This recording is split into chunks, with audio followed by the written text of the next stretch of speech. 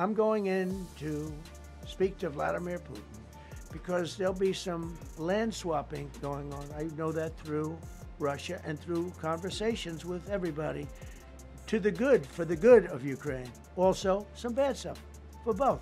So there's good and there's bad. But it's very complex because you have lines that are very uneven, and there'll be some swapping, there'll be some changes in land.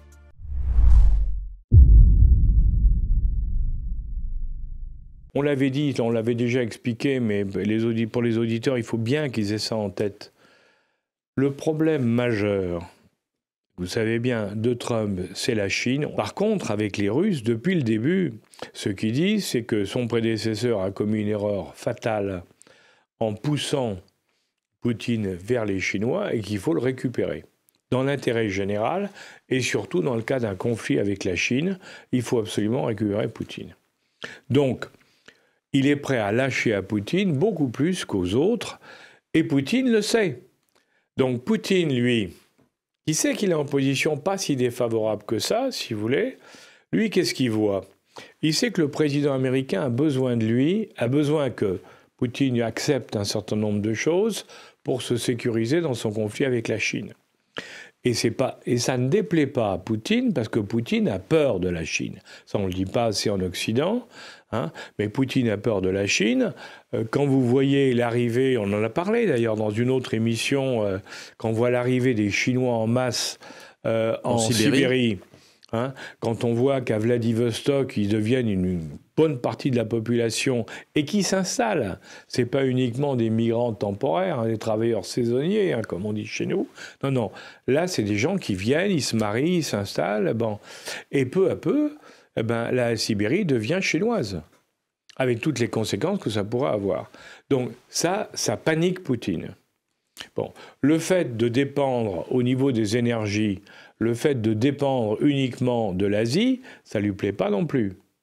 Donc, lui, il a besoin de trouver des solutions. Et il se dit, avec Trump, je peux en avoir. Et quand Trump lui dit, parce qu'il faut tout regarder, si les gens ne regardent pas les petits détails, quand Trump dit, mais moi, avec Poutine, on peut discuter d'un approvisionnement en gaz et en pétrole entre la Russie et les États-Unis. Vous voyez? Donc, ils poussent très loin, en définitive, pour dire... Hey, je veux qu'on trouve des accords ensemble. Ils ne veulent pas d'oléoduc ou de pipeline dans les mers Baltiques. Ça, le Nord Stream, malgré les rêves des Allemands, le Nord Stream 1 et 2, on n'est pas prêt de le revoir. Mais quelque chose qui aille vers l'autre côté, pourquoi pas? On est dans une logique, si vous voulez, où Trump, ce qu'il veut, c'est allier la Russie ou rapprocher la Russie des États-Unis, pas de l'Europe, hein. Il ne veut surtout pas qu'elle soit associée à l'Europe. C'est bien ça qu'il faut voir.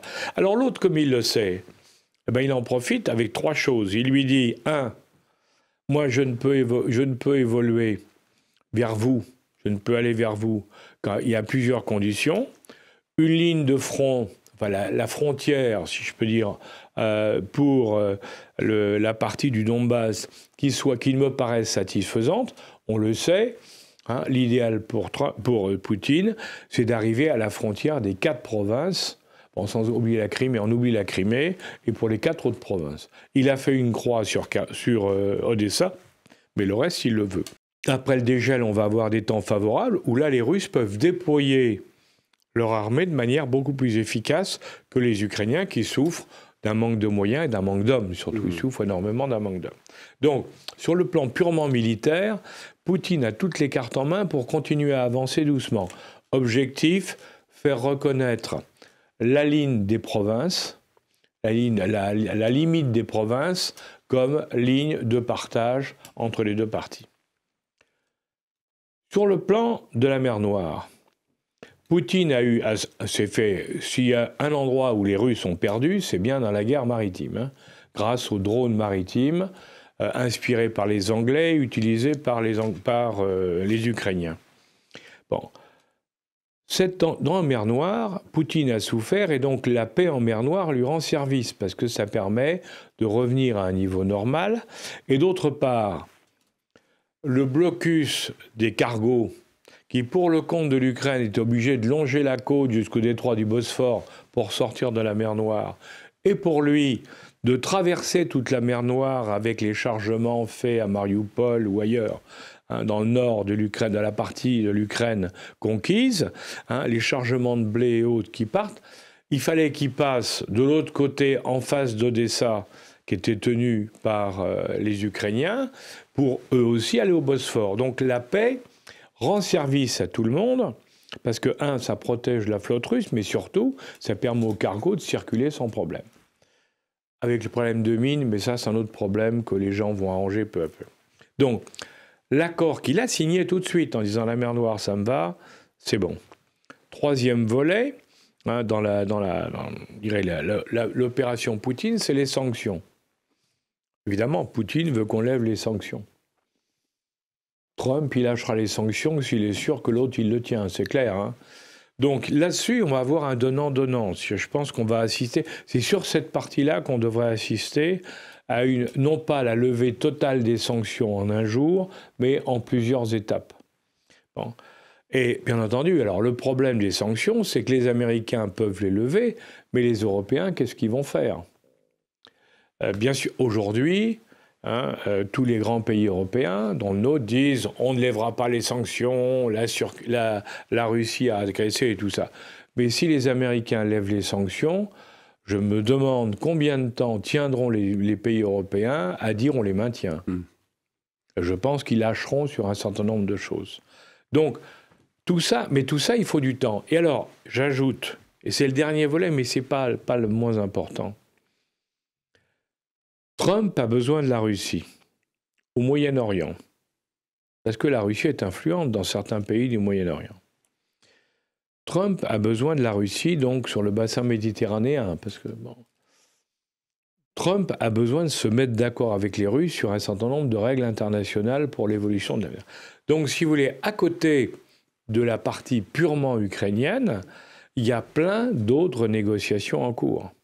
Sur l'Iran, dont on parlait tout à l'heure, sur l'Iran aujourd'hui, on sait que les Russes vont avoir leur mot à dire sur l'Iran et sur l'aide ou l'appui à l'Iran, de même que les Chinois. Donc, si vous voulez, tout ça, parce que comme Trump est en train de faire une négociation mondiale, on parle du Moyen-Orient, du Proche-Orient, on parle de l'Ukraine, il est en train de négocier partout. Donc tout ça, ça se tient et ça s'entrecroise. Et ça aussi, c'est une difficulté du problème, c'est que nous, on dit « Ah, l'Ukraine, c'est l'Ukraine ». Non. Dans la négociation actuelle, il y a l'Ukraine, mais dans les négociations entre les Américains et les Russes, il y a aussi le Moyen-Orient, le Proche-Orient et probablement d'autres zones du monde. On ne sait pas tout. Et puis, le dernier point, et ça va faire partie aussi des négociations, c'est l'accès à certaines mines ou à certaines énergies ou à certaines techniques. Regardez les terres rares. Vous avez Trump a dit qu'il allait contrôler les terres rares ukrainiennes en remboursement de ce qu'on lui devait.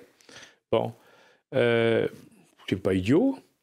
Et ce qui est intéressant de voir, c'est que Poutine a dit, mais je suis d'accord pour que de notre côté aussi, ils puissent exploiter les terres rares.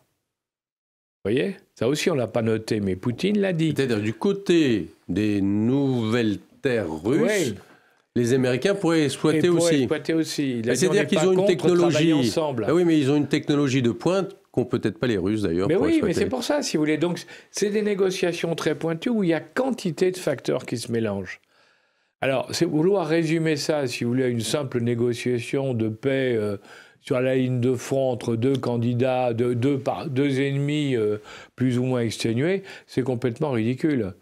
On est en train de rebattre les cartes au niveau mondial. C'est ça qu'il faut bien comprendre. Oui, donc, c'est autrement plus compliqué. Quand on voit effectivement dans le bureau ovale, Trump parler de telle ou telle région, de tel ou tel pays, de tel ou tel problème, finalement, si on prend un peu de recul et puis on réunit tous ces points au bout d'un mois, on se rend compte qu'il y a un puzzle qui se construit. Mais oui.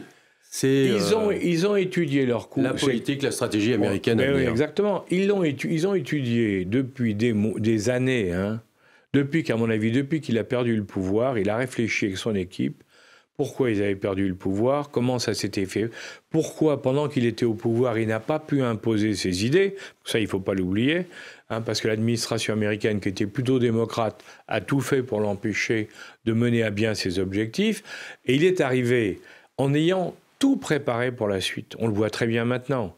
La négociation avec les Russes, la négociation pour Israël, et chaque fois en disant on va imposer par la force notre système, mais avec son caractère, et lui son caractère c'est on fait des deals. Hein. Pour lui, c'est inconcevable de vous faites ça et on signe, non. Lui, il tape, l'autre fait une proposition bien inférieure et on discute au milieu. Et c'est ça qui lui plaît, et c'est ça qu'il fait. Et c'est ça que ces négociateurs sont en train de faire partout.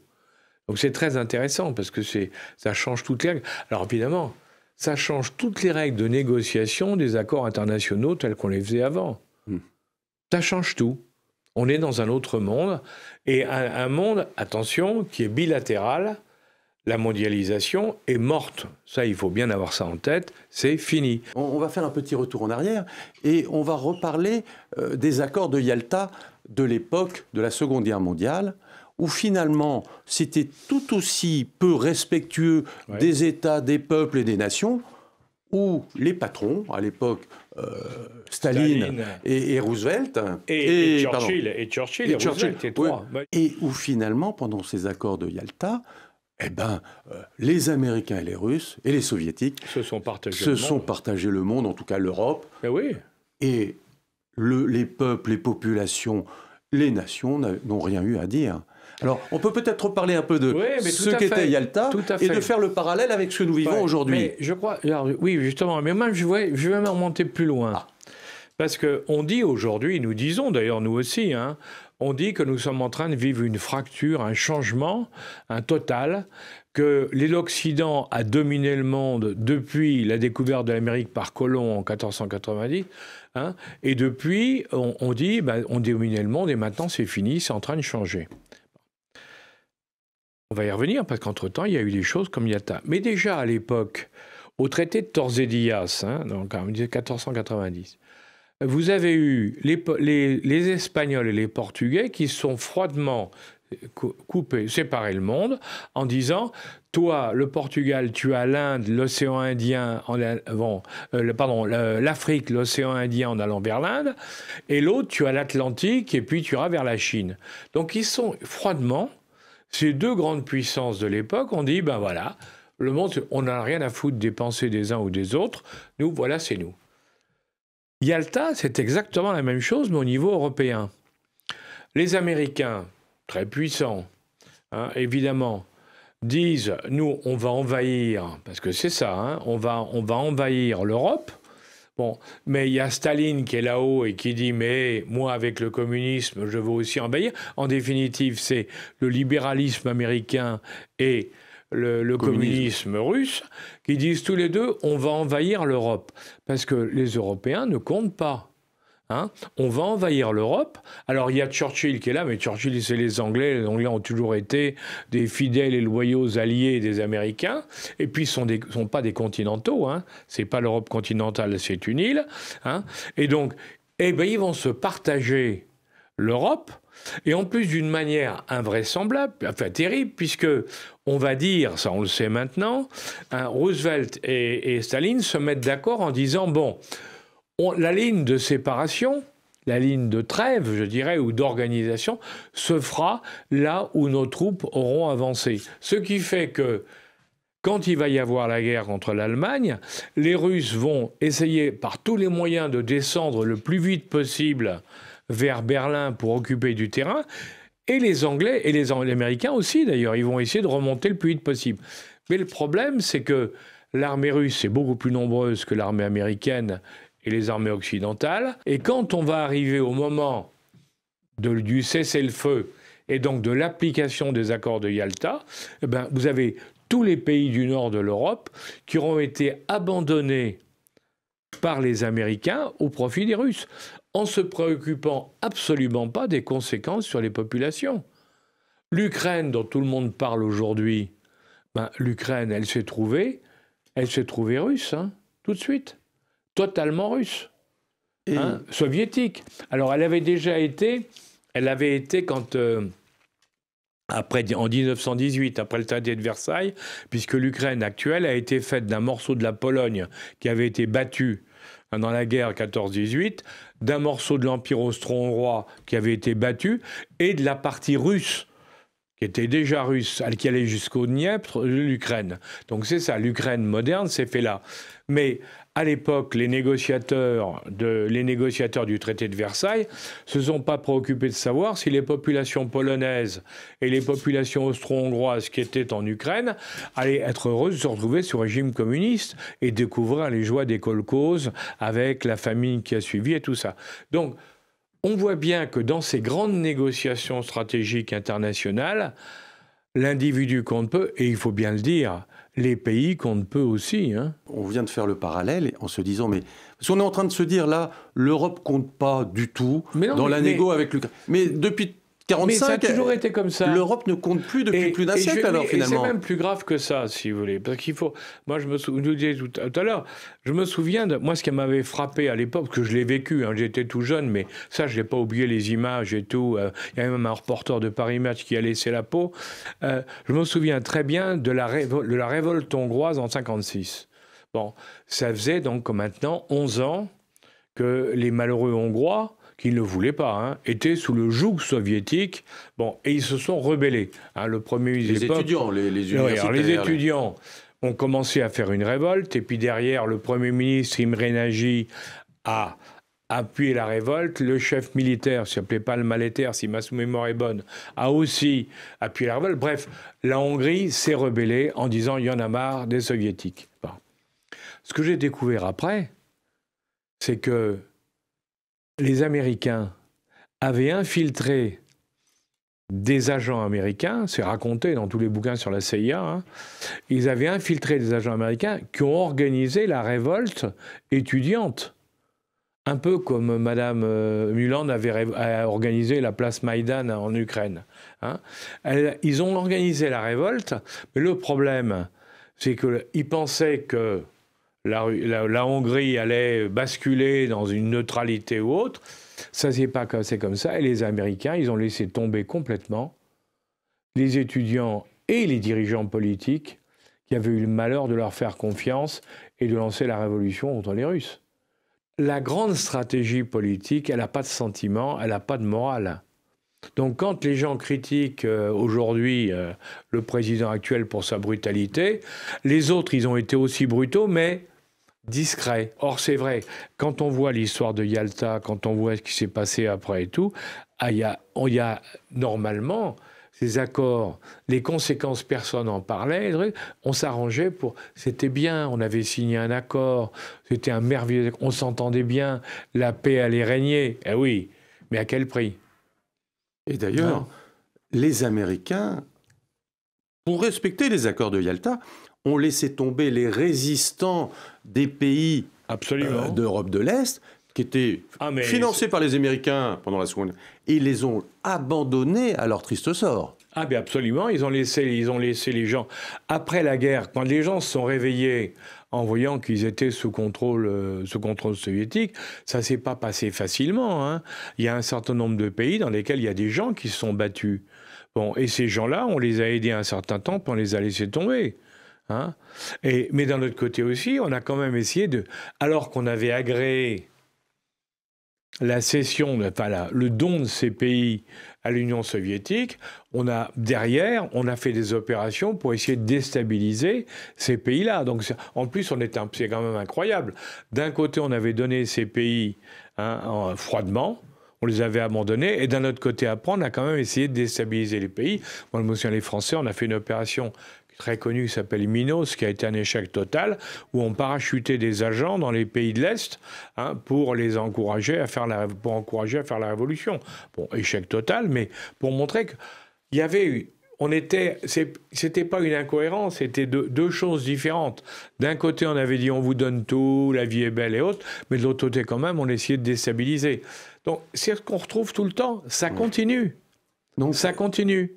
Hein? L'histoire doit nous rappeler que s'il y a un accord entre des Américains et des Russes, eh bien, le pays qui fait partie de cet accord risque d'y laisser beaucoup de plumes. Je lisais l'autre jour un journal, on en parlera peut-être, parce qu'il y a un livre, on en parlera, j'espère, quand il sera publié, parce qu'il me paraît très intéressant, qui explique par exemple qu'en Ukraine, avant la guerre, entre 2014 et 2022, la CIA a installé 12 stations de renseignement, c'est pas rien, 12 stations le long de la frontière russe. Bon, c'est bien joué, parce que ça permet d'avoir des infos. Tout ça, ça fait partie d'un ensemble. On ne sait pas ce qui se passe, alors évidemment, on voit que quand vous ne voyez que l'écume de la mer, vous ne voyez pas la mer. C'est ce qui est impressionnant, et c'est ce qu'on vit aujourd'hui, c'est qu'avant, il y avait des négociations secrètes, et finalement, c'est des négociations commerciales, économiques, d'intérêts financiers, politiques. Et puis bon, les peuples, ils sont du bon côté ou pas du bon côté.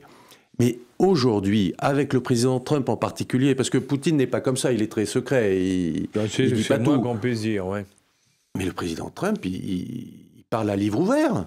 C'est assez déstabilisant. Il négocie devant toutes les chaînes de télévision du monde.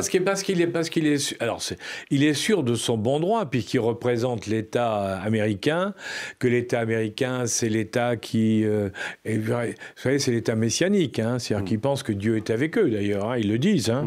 Ils le disent, ils jurent sur la Bible, ils pensent que Dieu est avec eux, qu'ils sont là pour apporter au monde un certain nombre de choses. Donc, il n'a pas...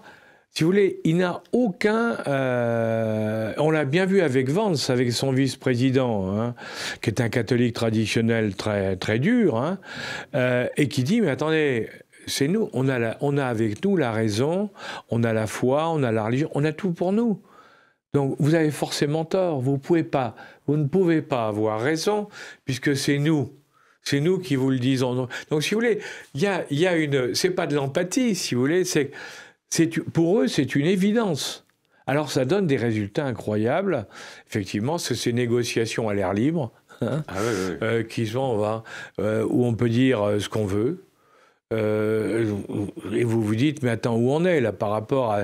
Alors évidemment, le rôle des diplomates, alors il est bien touché, le rôle des diplomates, parce que le pauvre diplomate, qu'est-ce que vous voulez qu'il fasse là-dedans, On s'explique, on dit tout, on menace, et en plus, on obtient des résultats pour les raisons qu'on a évoquées.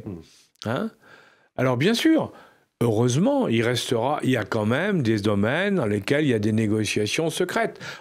Quand ils ne sont pas sûrs qu'ils vont gagner, les Américains font des négociations discrètes ou secrètes.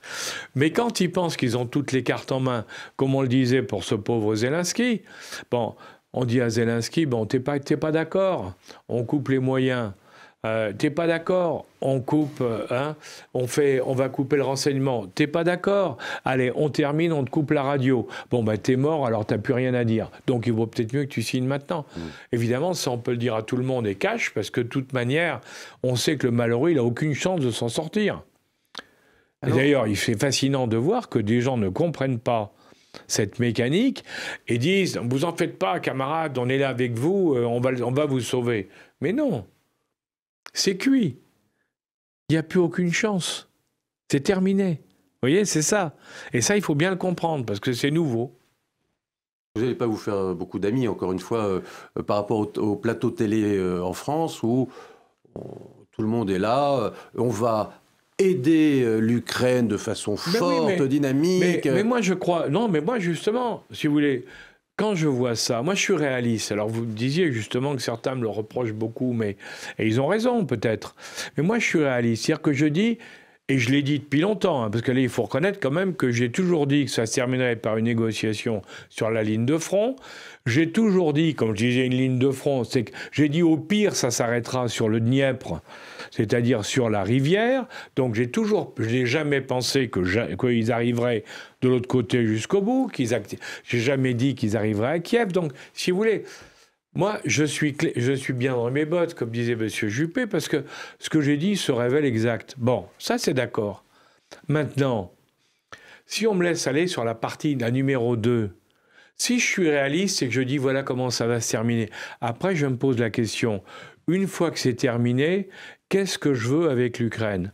Réponse, je veux soutenir l'Ukraine. Bon, alors la question, c'est pas de dire je vais envoyer des soldats, machin, non. C'est de dire comment dans le cadre de la reconstruction de l'Ukraine, dans le cadre de l'aide à l'Ukraine pour qu'il ne tombe pas sous la coupe des uns ou des autres, comment je peux contribuer, comment mon pays peut contribuer, ou comment nos pays européens peuvent contribuer à relancer l'Ukraine. Et j'ajouterais, comment le faire sans pour autant nous mettre en danger. Parce que quand vous avez en Ukraine, on l'a vu avec les Polonais, pour faciliter la vie de l'Ukraine pendant la guerre, on a autorisé les exportations de produits depuis l'Ukraine. Et on a vu que dans certains domaines, parce que l'Ukraine n'a pas les mêmes législations que nous, l'Ukraine pouvait vendre à des prix extrêmement bas des produits en Europe et que ça mettait en l'air nos marchés pour nos industries européennes. Ça a déstabilisé le marché intérieur européen, polonais et autres. Oui. Donc, il ne s'agit pas de dire c'est bien ou c'est mal. Il s'agit de dire l'Ukraine s'est sortie de la guerre. Maintenant, il faut qu'on l'aide pour qu'elle s'en sorte. Comment peut-on faire sans que ça ne déstabilise pas le marché européen? Ça, c'est des vraies réflexions politiques, économiques, stratégiques. C'est pas, si vous voulez, c'est pas l'armée ukrainienne. Il y aura la paix en Ukraine parce que, comme l'a très justement dit Trump, et ça n'avait pas été compris, on en a déjà parlé. La proposition de Trump aux Russes et aux Ukrainiens, elle est remarquable dans son genre, parce qu'il dit. Ça, c'est la partie exploitation. Il dit, on a investi plein d'argent chez vous, il faut nous le rendre. Comme disait Margaret Thatcher, I want my money back. Alors, nous, on ne sait pas faire. Les Occidentaux, les Européens continentaux, on ne sait pas faire. Mais Thatcher, elle a obtenu du marché commun de récupérer son fric. Et lui, il récupère pareil, il récupère en Ukraine. OK. Mais après, qu'est-ce qu'il dit? Il dit, mais pour vous donner des garanties que vous ne serez pas envahis, je vais exploiter les mines que vous me donnez en paiement de vos dettes. Je vais les exploiter avec des sociétés américaines et des Américains qui seront là-bas. Et comme les Russes ne sont pas fous, jamais les Russes n'attaqueront un pays dans lequel il y a des Américains partout. Donc, ils jouent gagnant. L'Ukraine est sécurisée. Il faudra regarder ce qui se passe ailleurs. Mais d'ailleurs, si on fait le parallèle avec ce qui se passe en Syrie, où les Américains exploitent des puits de pétrole protégés par l'armée américaine, personne ne touche aux puits de pétrole et à l'armée américaine en Syrie. Ça fait depuis le début de la guerre, tout de suite au début de la guerre en Syrie, ils ont mis la main sur les puits de pétrole, ils ont utilisé les Kurdes pour nettoyer les gars d'Al-Qaïda, mais la zone du pétrole, c'est l'armée américaine et les forces spéciales qui contrôlent la zone, c'est les compagnies américaines qui exploitent les puits de pétrole, en violation de toutes les lois internationales, parce qu'ils n'ont pas eu de contrat ni rien. Et ce que dit à l'époque de Bachar, alors Bachar, c'est sûr que ce n'est pas un modèle du genre non plus, mais Bachar disait, mais vous spoliez mon pays, on s'en fout, on occupe cette zone-là, on l'exploite. On est dans la même chose. Et personne, ni Al-Qaïda, ni personne n'a attaqué la zone des puits de pétrole. Alors là, personne. Personne n'y a touché. C'est un no man's land américain. Donc effectivement, on vit une période où c'est la loi du plus fort. Ah ben c'est clair. La loi du plus fort en Chine, en Russie, mais attendez, ça a aux États-Unis. Oui. Ça a toujours été la loi du plus fort. Oui, mais nous en Europe, on avait un peu oublié ça. Mais parce que nous, on est chrétiens. Mais je dirais, là-bas aussi, il y a des chrétiens, les évangélistes américains, ils sont chrétiens. Mais nous, on est encore on est encore dans la Bible, dans laquelle David peut battre Goliath. Et ça, c'est une pollution de l'esprit, si vous voulez. La loi du plus fort, elle existe dans tous les pays. Le plus fort est le plus fort. Alors bien sûr, de temps en temps, parce que le plus fort fait une erreur, on peut faire un mauvais coup. Mais on s'en souvient pendant des centaines d'années, parce qu'il y en a un de temps en temps. C'est clair que ça a toujours été comme ça. Staline disait très justement, le pape, combien de divisions ? Et bon, ceci dit, le pape a eu la capacité de déstabiliser en Pologne, justement. Il a fait partie des agents de déstabilisation. Parce que lui, il s'est battu sur l'esprit. Staline n'avait jamais pensé qu'on pouvait, au-delà des moyens militaires, qu'on pouvait aussi jouer sur l'esprit des gens. Et là, le pape, il avait su faire ça de manière absolument remarquable. Mais Ceci étant, soyons quand même honnêtes, c'est pas Jean-Paul II qui a en réalité, c'est Reagan avec l'initiative Caillou brillant, Bright Pebble. Ouais. C'était le petit satellite qui était capable de détruire toutes les fusées balistiques. La guerre des étoiles. Et les Russes ont cru que c'était vrai et ils se sont ruinés dans cette partie-là, alors que ce n'était pas vrai. C'était une magnifique opération de manipulation. Mais c'est vrai que quand même, sur la Pologne, le pape polonais Jean-Paul II a joué. Et c'est la Pologne a été le premier maillon absolument faible. Parce que ça a contribué. Les Russes étaient affaiblis par les Américains. Et sur cet affaiblissement, c'est sûr que là, l'esprit, la campagne d'influence, si je peux dire, du pape, de Jean-Paul II, a permis effectivement de compléter l'opération et de la mettre en difficulté.